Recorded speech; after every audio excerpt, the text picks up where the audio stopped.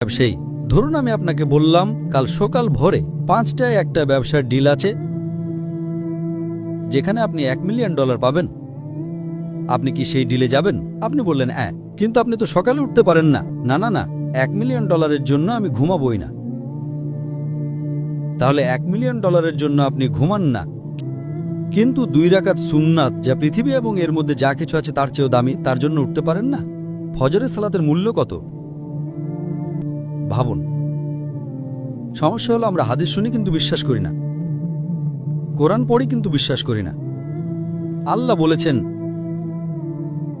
তাই আমি বলি আমি কখনোই আমার ফজর মিস করব না, এমনকি আমার সুন্নাতও মিস করব না। কেউ আমাকে $1 মিলিয়ন দিলেও না। হ্যাঁ, সুন্নাত পড়া ফরজ নয়। আপনাকে যেটা বুঝতে হবে, যদি আপনি সত্যিই বিশ্বাস